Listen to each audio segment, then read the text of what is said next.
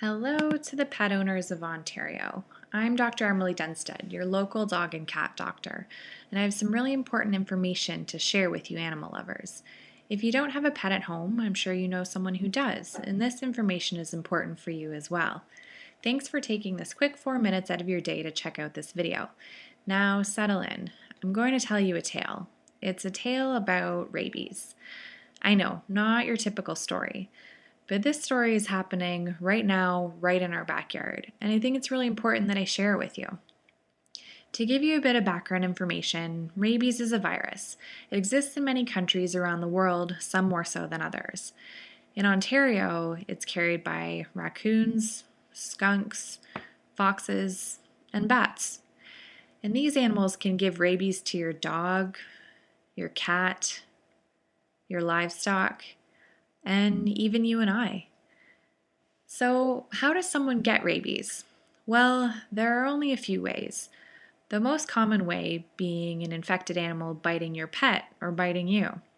Sometimes the animal that is biting and spreading the rabies to you is your own pet, but fortunately in Ontario we haven't seen that happen yet.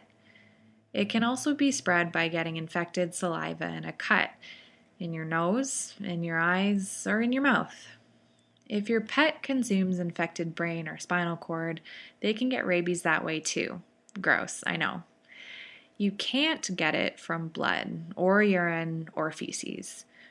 Rabies is right here in Ontario, right now.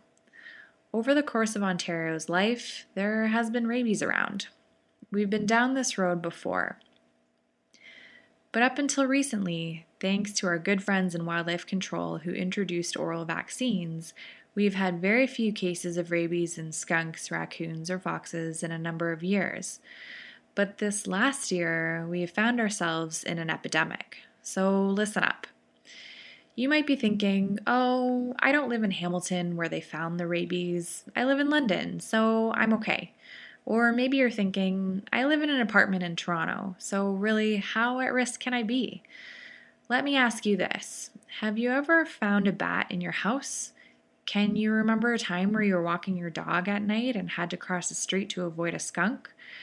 Have you had problems with foxes getting into your barn? Does your cat go outside?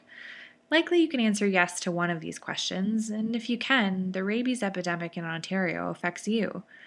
There may not be tons of obvious rabid animals walking around in your yard, and it's unlikely you'll get rabies, but one of the major reasons we need to keep up with our vaccine programs is because the consequences of an infection are fatal.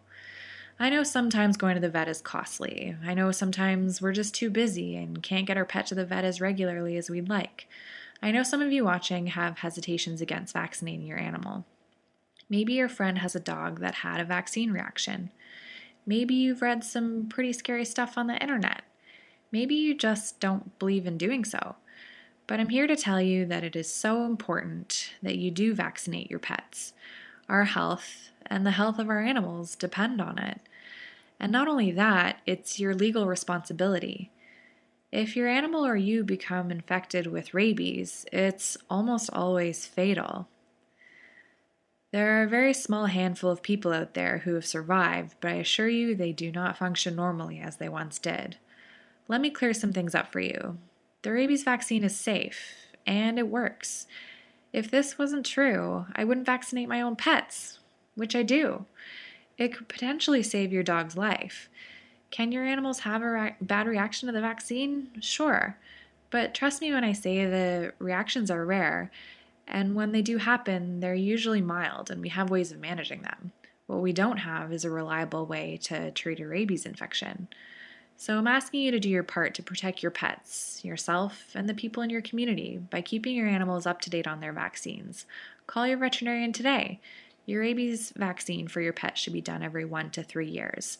We're really counting on you.